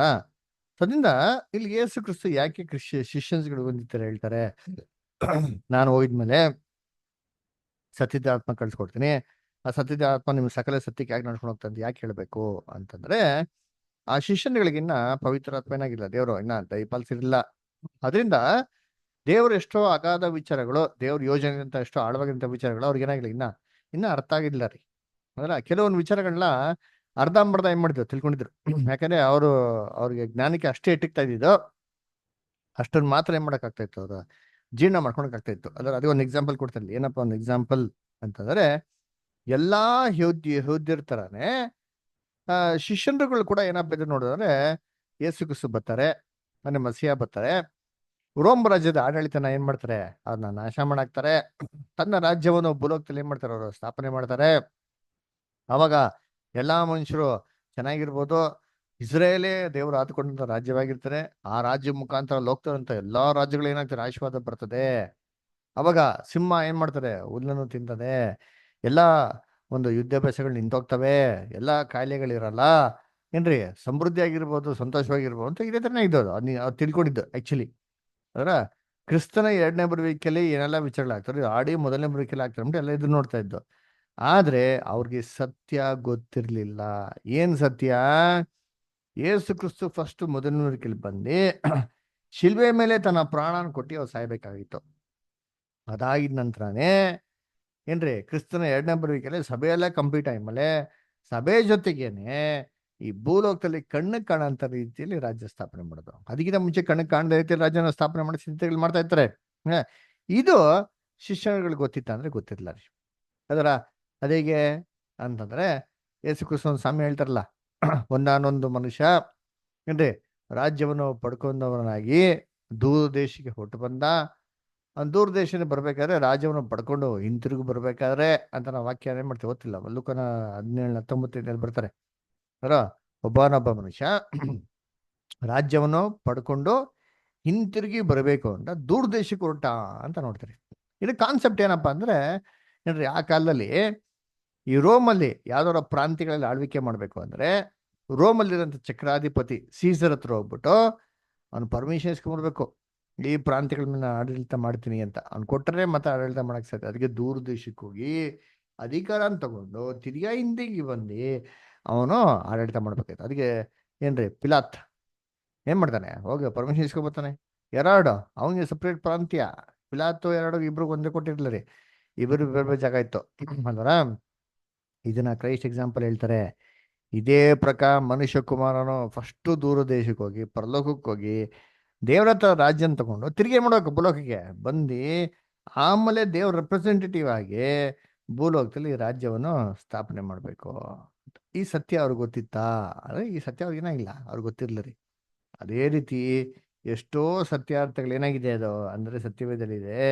ಇದನ್ನ ಬಂದ್ಬಿಟ್ಟು ಸೂಕ್ತವಂತ ಟೈಮಲ್ಲಿ ದೇವರು ತನ್ನ ಪವಿತ್ರ ಆತ್ಮನ ಮುಖಾಂತರ ಏನ್ ಮಾಡ್ತಾರೆ ಅಂತಂದ ಅದನ್ನ ಪ್ರಕಟಿಸ್ತಾರಂತೆ ಅಂತ ಏನ್ ಮಾಡೋದಲ್ಲಿ ಅಲ್ಲಿ ಹೇಳೋದು ಅಲ್ವರ. ಅದಕ್ಕೆ ನೋಡ್ಬೇಕಾರೆ ಅವನ್ ತನ್ನಷ್ಟಕ್ಕೆ ತಾನೇ ಮಾತಾಡೋದಿಲ್ಲ.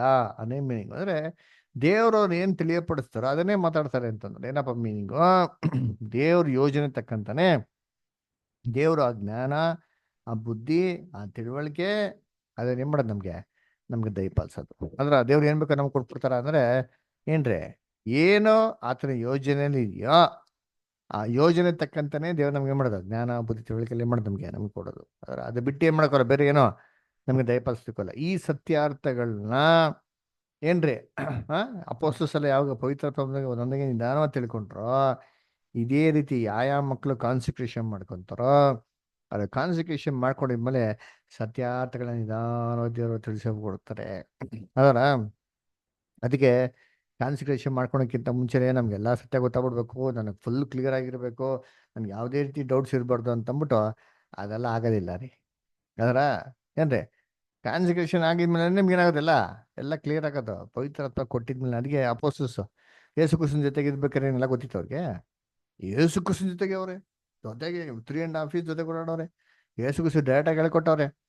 ಆದರೆ ಅವ್ರಿಗೆ ತಿಳಿದ್ ಯಾವಾಗ ಇವೆಲ್ಲ ಇದು ಅರ್ಥಗಳು ತಿಳಿದಿದ್ದು ಯಾವಾಗ? ಅಪಾನ್ ಕಾನ್ಸಂಟ್ರೇಷನ್, ಪವಿತ್ರ ಆತ್ಮ ಬಂದಾಗ. ಈ ಥರ ದೇವ್ರ ಮಕ್ಕಳು ಕೂಡ.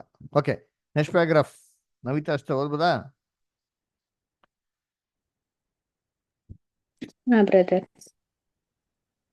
ಈ ಮಾತುಗಳಲ್ಲಿ ಸಮಾಧಾನಪಡಿಸುವ ಈ ಪವಿತ್ರಾತ್ಮನು ತನ್ನ ಮತ್ತು ತನ್ನ ತಂದೆಯ ನಡುವೆ ಕೇವಲ ಒಂದು ಸಂಪರ್ಕವಾಹಿನಿಯಾಗಿರುತ್ತಾನೆ.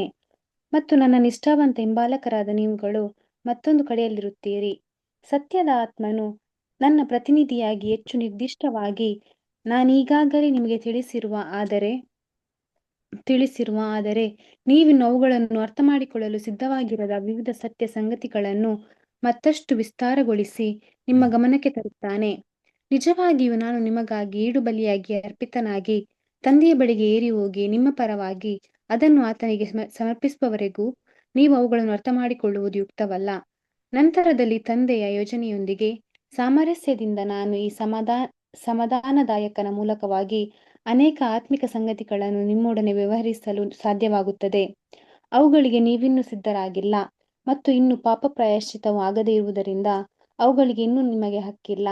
ಮತ್ತು ಮುಂದಿನ ಸಂಗತಿಗಳನ್ನು ಅರ್ಥಮಾಡಿಕೊಳ್ಳುವ ಸೂಕ್ತ ಸಮಯವು ಬರುವಾಗ ಈ ದೇವರ ಆತ್ಮನು ನನ್ನ ಹೆಸರಿನಲ್ಲಿ ಕಳುಹಿಸಲ್ಪಟ್ಟವನು, ನನ್ನ ವಿಮೋಚನಾ ಕಾರ್ಯದ ಫಲವಾಗಿ ಬಂದವನು, ಅಗತ್ಯವಾದ ಮತ್ತು ಅರ್ಥಮಾಡಿಕೊಳ್ಳಲು ನಿಮಗೆ ಸೂಕ್ತವಾದ ಎಲ್ಲ ಸಂಗತಿಗಳನ್ನು ನಿಮಗೆ ಹಂತಹಂತವಾಗಿ ಸಂಪೂರ್ಣವಾಗಿ ಅರ್ಥವಾಗುವಂತೆ ಮಾಡುವನು ಎಂದು ಹೇಳಿದ ಹಾಗಾಯಿತು. ಆತನು ತಂದೆಯ ಪವಿತ್ರ ಆತ್ಮನು ಪ್ರಭಾವವು ಅಥವಾ ಶಕ್ತಿಯು ನನ್ನದರೊಳಗಿಂದ ತೆಗೆದುಕೊಂಡು ನಿಮಗೆ ತಿಳಿಸುತ್ತಾ ನನ್ನನ್ನೇ ಮಹಿಮೆಪಡಿಸುವನು. ತಂದೆಗೆ ಇರುವುದೆಲ್ಲ ನನ್ನದು.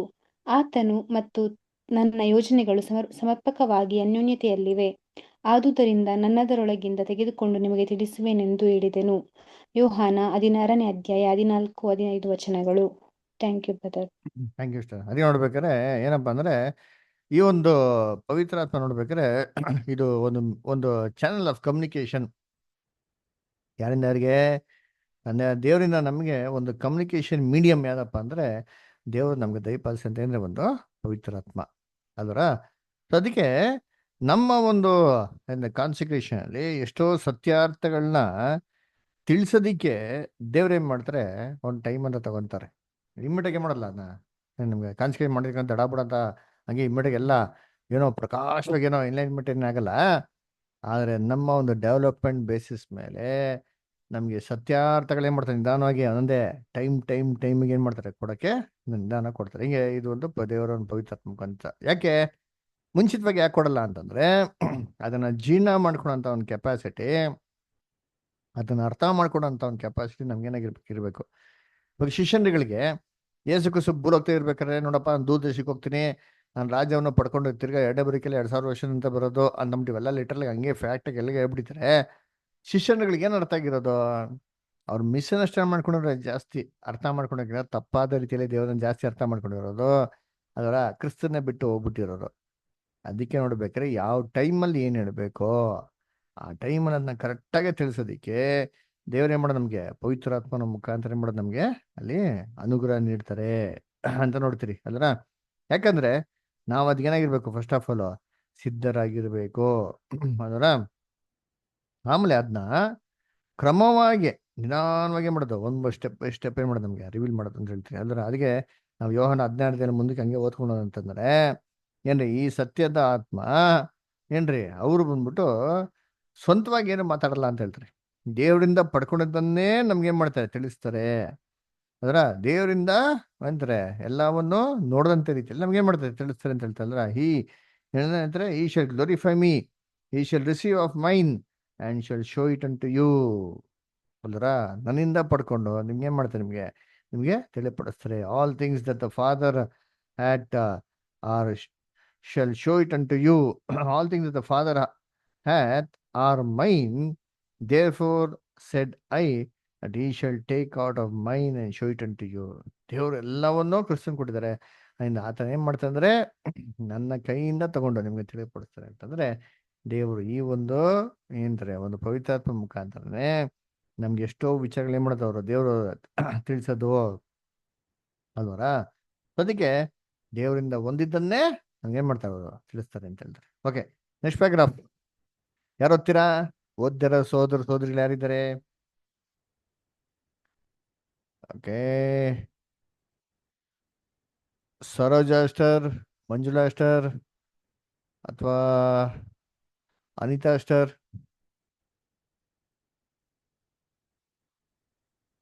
ನಾನು ಸ್ವಲ್ಪ ಹೊರಗಡೆ ಇದ್ದೀನಿ ಬ್ರದರ್. ಹೌದ್ರಾ, ಸರಿ ಅಸ್ಟರ್. ಓಕೆ, ಬೇರೆ ಯಾರು ಬ್ರದರ್ ಸಿಸ್ಟರ್ಸ್? ಎನಿಬಡಿ? ಓದ್ಲಾ ಬ್ರದರ್? ಓದಿ ಆಂಟಿ, ಓದಿ. ಆದುದರಿಂದ ನೀವು ನನ್ನ ಬೋಧನೆಗಳನ್ನು ಬುಡಮೇಲು ಮಾಡಬಹುದಾದ ನೂತನ ಬೋಧನೆಗಳನ್ನು ನಿರೀಕ್ಷಿಸಬಾರದು. ಬದಲಾಗಿ ಮತ್ತು ನನ್ನ ಬೋಧನೆಯ ನೆಲೆಯಲ್ಲಿ ಹೆಚ್ಚಿನ ಅಭಿವೃದ್ಧಿ ಮತ್ತು ಹೆಚ್ಚಿನ ಶಿಕ್ಷಣಗಳನ್ನು ಮಾತ್ರವೇ ನಿರೀಕ್ಷಿಸಬೇಕು.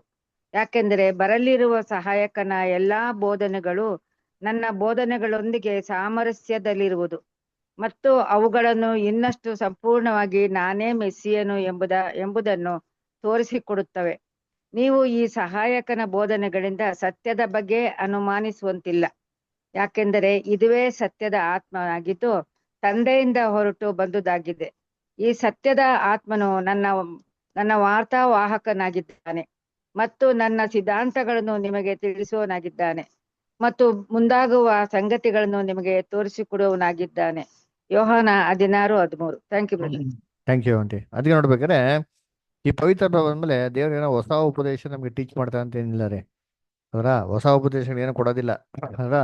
ಆಲ್ರೆಡಿ ಏನ್ ಟೀಚ್ ಮಾಡಿಬಿಟ್ಟವ್ರೋ ಇದು ಎನ್ಲೈಟ್ಮೆಂಟ್, ಪ್ರಾಪರ್ ಅಂಡರ್ಸ್ಟ್ಯಾಂಡಿಂಗ್ ಏನ್ ಮಾಡ್ತಾರೆ, ಕೊಡ್ತಾರೆ. ಅದಕ್ಕೆ ಯೇಸು ಕ್ರಿಸ್ತ ಹೇಳಿದ್ದು ಹೇಳ್ತೀನಿ, ನಮ್ಮ ಕಡೆ ಹೇಳ್ತಾರೆ ಅದರ, ನಾನು ಹೋದ್ರೆ ನಿಮ್ಗೆ ಸತ್ಯದ ಆತ್ಮ ಕಳಿಸ್ತೀನಿ. ಆ ಸತ್ಯದ ಆತ್ಮ ಬಂದು ಏನ್ ಮಾಡ್ತಾನೆ, ನಿಮ್ಗೆ ಬಂದಿದ್ಮೇಲೆ ಎಲ್ಲವನ್ನೂ ನಿಮ್ಗೆ ಜ್ಞಾಪಕ ಪಡಿಸ್ತಾನೆ ಅಂತ ಹೇಳ್ತಾರೆ. ಅದರ ನೀವ್ ಏನ್ ಮಾತಾಡ್ಬೇಕು ನೀವು ಚಿಂತಿಸ್ಬೇಡಿ, ಪವಿತ್ರ ಆತ್ಮ ನಿಮ್ಗೆ ಏನ್ ಮಾಡ್ತಾರೆ, ಆ ಮೂಮೆಂಟ್ ಮಾತಾಡಕ್ಕೆ ಅವಕಾಶ ಕೊಡ್ತಾರೆ ಅಂತ ಹೇಳ್ತಾರೆ. ಅದೇನು ಅಂತಂದ್ರೆ ಹೊಸದೇನೋ ಕೊಡಲ್ಲ. ಆಲ್ರೆಡಿ ಎಷ್ಟೋ ವಿಷಯಗಳು ಏನ್ ಮಾಡಿದ್ರಿ, ನೀವು ತಿಳಿದುಕೊಂಡಿದ್ದೀರಾ. ಅದನ್ನ ಸರಿಯಾದ ರೀತಿಯಲ್ಲಿ ತಿಳ್ಕೊಂಡಿಲ್ವಲ್ಲ, ಇದನ್ನ ಸರಿಯಾದ ರೀತಿಯಲ್ಲಿ ತಿಳಿಸೋದಿಕ್ಕೆ ದೇವ್ರೇನ್ ಮಾಡ್ತಾರೆ, ಪವಿತ್ರಾತ್ಮನ ಕೊಡ್ತಾರಂತೆ ಅಲ್ವರ. ಅದಕ್ಕೆ ನೋಡ್ಬೇಕಾರೆ ಕ್ರಿಸ್ತನು ಮಸಿಯಾ ಅಂತ ಇಸ್ರೇಲ್ ಜನ ನಂಬುದ್ರು, ನಾವು ಓದಿಲ್ಲ. ಏಷ್ಯಾ 53ನೇದಲ್ಲಿ ಅನೇಕ ಜನಗಳು ನಂಬಲಿಲ್ಲ. ಕ್ರಿಸ್ತನೇ ಮಸಿಯಾ ಅಂತನ್ಬಿಟ್ಟು ಅದನ್ನ ಕಣ್ಣಿಟ್ಕೊಳ್ಳೋ ರೀತಿಯಲ್ಲಿ, ಅದನ್ನ ಗ್ರಹಿಸ್ಕೊಂಡಂತ ರೀತಿಯಲ್ಲಿ ದೇವರು ಕೊಟ್ಟಿದ್ದು ಯಾವಾಗಪ್ಪ ಅಂದ್ರೆ ಪವಿತ್ರಾತ್ಮ ಮುಖಾಂತರ. ಶಿಷ್ಯನುಗಳ ಮೇಲೆ ಬಂತು ಪೆಂಟಿಕಾಸ್ಟ್ ದಿನದಲ್ಲಿ. ಆಮೇಲೆ ಎಷ್ಟು 3,000 ಜನ ಕನ್ವರ್ಟ್ ಆಗ್ತಾರೆ, 5,000 ಜನ ಕನ್ವರ್ಟ್ ಆಗ್ತಾರೆ. ಕೊರ್ನೇಲಿಯಸ್ ಮೇಲೆ ಬಂತು. ಸೊ ಈ ಸತ್ಯದ ಆತ್ಮ ಯಾವಾಗ ಹೊರಡೋದಕ್ಕೆ ಶುರು ಆಯ್ತೋ, ದೇವ್ರು ಎಲ್ಲರಿಗೂ ಜ್ಞಾನ ಬುದ್ಧಿ ತಿಳುವಳಿಕೆ ಹೊಡೋಕೆ ಶುರು ಮಾಡಿದ್ರು. ಅವಾಗ ಎಲ್ಲರೂ ಕ್ರಿಸ್ತನೇ ಮಸಿಯಾ ಅಂತ ಅಂಗೀಕಾರ ಮಾಡೋಕ್ಕೆ ಅನುಕೂಲ ಆಯ್ತು. ಓಕೆ, ನೆಕ್ಸ್ಟ್ ಪ್ಯಾರಾಗ್ರಾಫ್ ಯಾರು ಓದ್ತೀರಾ? ಸೋದರಿಗಳು ಯಾರು ಓದ್ದಿರೋರು?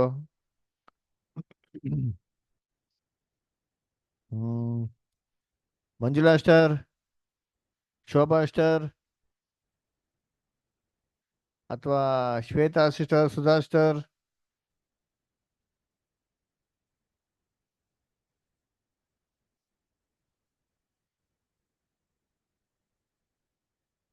ಈ ರೀತಿಯಲ್ಲಿ ಸುವಾರ್ಥ ಯುಗದಲ್ಲೆಲ್ಲ ಕ್ರಿಸ್ತನ ಶ್ರಮೆಯ ಬಗ್ಗೆ ಮತ್ತು ಆತನ ಸಭೆಯ ಪ್ರತಿಯೊಂದು ಅಂಗವೂ ಅವುಗಳನ್ನು ಹಂಚಿಕೊಳ್ಳುವ ಬಗ್ಗೆ ಹಾಗೂ ನಾವು ನಮ್ಮ ವಿಮೋಚಕನು ಕರ್ತನು ಆದಾತನನ್ನು ಅನುಸರಿಸುವ ದಾರಿಯ ಬಗ್ಗೆ ಸತ್ಯದ ಆತ್ಮನು ಹೆಚ್ಚು ಹೆಚ್ಚಾಗಿ ಸಭೆಗೆ ತೋರಿಸುತ್ತಿದೆ. ಆತನ ಪ್ರತಿಫಲವಾದ ಮಹಿಮೆಯ ಶ್ರೇಷ್ಠತೆಯನ್ನು ಮತ್ತು ದೇವರಿಗೆ ಬಾಧ್ಯರು ಕ್ರಿಸ್ತನೊಂದಿಗೆ ಬಾಧ್ಯರು ಹೇಗೆಂದರೆ, ಕ್ರಿಸ್ತನೊಂದಿಗೆ ಸಂಭವಿಸಿದ ಬಾಧೆಗಳಲ್ಲಿ ನಾವು ಪಾಲುದಾರರಾಗುವುದಾದರೆ ಆತನ ಮಹಿಮೆಯಲ್ಲಿಯೂ ಪಾಲುದಾರರಾಗುವೆವು. ನಮಗೆ ಆಗುವ ನಮ್ಮ ಭಾಗ್ಯದ ಬಗ್ಗೆಯೂ ಸಹ ಇದು ತೋರಿಸಿಕೊಡುತ್ತದೆ. ಎಲ್ಲರ ತಂದೆಯಾದ ಯೆಹೋವನು ಈ ಎಲ್ಲಾ ಸತ್ಯಗಳ ಕರ್ತೃವಾಗಿದ್ದಾನೆ. ಆದುದರಿಂದ ನಾವು ಈ ಸುವಾರ್ಥ ಯುಗದ ಕಾಲದಲ್ಲೆಲ್ಲ ಪಡೆಯುವ ಎಲ್ಲ ಸಂಗತಿಗಳು ಆತನಿಂದ ಹೊರಡುತ್ತವೆ ಮತ್ತು ಆತನಿಂದಲೇ ಪ್ರತಿಯೊಂದು ಒಳ್ಳೆ ದಾನಗಳು ಹಾಗೂ ಎಲ್ಲಾ ಒಳ್ಳೆ ವರಗಳು ಬರುತ್ತವೆ. ಆತನು ಇವುಗಳನ್ನು ಉಂಟು ಮಾಡಿದ ಅನಾದಿ ಕಾಲದಿಂದಲೇ ಪ್ರವಾದಿಗಳ ಮತ್ತು ಕ್ರಿಸ್ತನ ಮತ್ತು ಆತನ ಅಪೊಸ್ತಲರ ಸ್ಫೂರ್ತಿದಾಯಕವಾದ ಮಾತುಗಳ ಬರಹಗಳ ಆದರ್ಶಭೂತ ಬೋಧನೆಗಳೆಂಬ ವಾಹಿನಿಗಳ ಮೂಲಕ ಇದನ್ನು ಕಳುಹಿಸುತ್ತಾ ಇರುತ್ತಾನೆ. ಪವಿತ್ರಾತ್ಮನನ್ನು ನಮ್ಮ ಹೃದಯಗಳಲ್ಲಿ ಅಂಗೀಕರಿಸುವುದರ ಮೂಲಕವಾಗಿ ಮತ್ತು ದೇವರ ಮಾತು ಮತ್ತು ಯೋಜನೆಗಳೊಂದಿಗೆ ನಮ್ಮ ನಡತೆಯನ್ನು ಸಾಮರಸ್ಯದಲ್ಲಿರಿಸಿಕೊಳ್ಳುವುದರ ಮೂಲಕ ದೇವರು ತಾನು ಪ್ರೀತಿಸುವವರಿಗಾಗಿ ಕಾದಿರಿಸಿದ ಸಂಗತಿಗಳನ್ನು ನಾವು ಮೆಚ್ಚಿಕೊಳ್ಳುವವರಾಗುತ್ತೇವೆ ಮತ್ತು ಕೇವಲ ನೋಡುವುದರಿಂದ ಮಾತ್ರವಲ್ಲ, ನಂಬಿಕೆಯಿಂದಲೂ ನಡೆಯುವವರಾಗುತ್ತೇವೆ. ಅದಕ್ಕೆ ಕರ್ತನಲ್ಲಿ ಪ್ರೀತಿನ ಸಹೋದರರೇ, ಇನ್ನೀ ಯಾವ ಸತ್ಯಾರ್ಥಗಳು ತಿಳಿಸ್ತದೆ ಅಂತಂದ್ರೆ ನೋಡ್ಬೇಕಾದ್ರೆ ಸಭೆಗೆ ಮುಖ್ಯವಾಗಿ ಸುವಾರ್ತೆ ಯುಗದಲ್ಲಿ ಏನಪ್ಪಾ ಅಂದ್ರೆ ಕ್ರಿಸ್ತನ ಶ್ರಮೆ ಬಾಧೆಗಳಲ್ಲಿ ಏನಪ್ಪ ಅದ ಅರ್ಥ, ಅದ್ರಲ್ಲಿ ಪಾಲ್ಗೊಳ್ಳೋದನ್ನ ಅರ್ಥ ಏನೋ, ಇದ್ರ ಬಗ್ಗೆ ಸತ್ಯಾರ್ಥಗಳು ಏನ್ ಮಾಡ್ತದೆ ಅದು ತಿಳಿಸ್ತದೆ ಅಂತ ಹೇಳ್ತಾರೆ. ಯಾಕಂತಂದ್ರೆ ನಾವು ಕ್ರಿಸ್ತನೊಂದಿಗೆ ಆತನೊಂದಿಗೆ ಆಳ್ವಿಕೆ ಮಾಡೋರಾಗಿರ್ಬೇಕು ಅಂತಂದ್ರೆ ಆತನೊಂದಿಗೆ ಏನ್ ಮಾಡೋರಿರ್ಬೇಕು, ಸಹಿಸ್ಕೊಳೋರಾಗಿರ್ಬೇಕು, ಹಿಂಸೆಗಳನ್ನ ಅನುಭವಿಸುವಂತಾನೆ ಆಗಿರ್ಬೇಕು.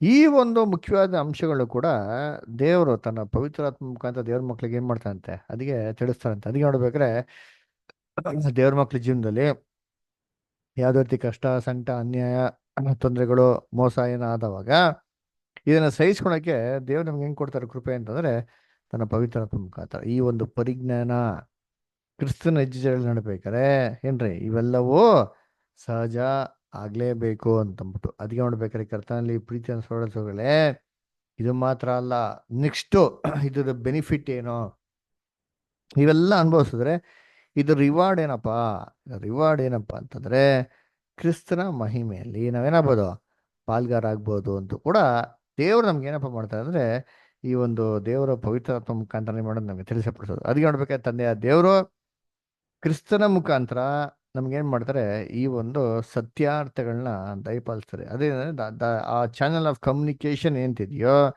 That is the holy spirit. ಅದರ ಯಾಕಂದ್ರೆ ನಾವು ಸತ್ಯವೇದ ನೋಡ್ತೀರಿ ಎಲ್ಲಾ ಒಳ್ಳೆ ದಾನಗಳಿಗೆ ಮೂಲ ಕರ್ತವ್ಯ ಯಾರಪ್ಪ ಅಂತಂದ್ರೆ ನಮ್ಮ ತಂದೆಯ ದೇವರು. ಎಲ್ಲವೂ ಒಳ್ಳೇದು ಬರೋದು ಯಾರಿಂದ ಬರೋದು?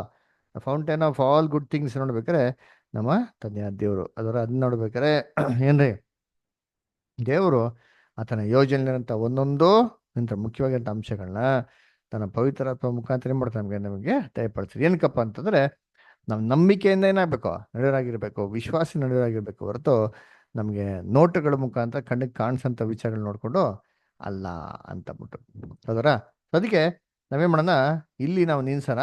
ನೆಕ್ಸ್ಟ್ ವೀಕು ಈ ಒಂದು ಸ್ಟಡಿ ನಾವೇನ್ ಮಾಡೋಣ ಕಂಟಿನ್ಯೂ ಮಾಡೋಣ. ನೆಕ್ಸ್ಟ್ ಒಂದು ಸಬ್ಮಿಟಿಂಗ್ ಇದೆ, ಅದನ್ನ ನಾವೇನ್ ಮಾಡೋಣ ನೆಕ್ಸ್ಟ್ ವೀಕು ಕಂಟಿನ್ಯೂ ಮಾಡೋಣ. ಓಕೆನಾ? ಸೊ ಯಾರಿಗೇನ ಡೌಟ್ಸ್ ಏನೋ ಕ್ವಶನ್ಸ್ ಏನೋ ಇದೆಯಾ? ಏನೋ ಪ್ರಶ್ನೆ ಇದೆಯಾ? ಓಕೆ, ಹಂಗಾರೆ ಕೊನೆಯದಾಗಿ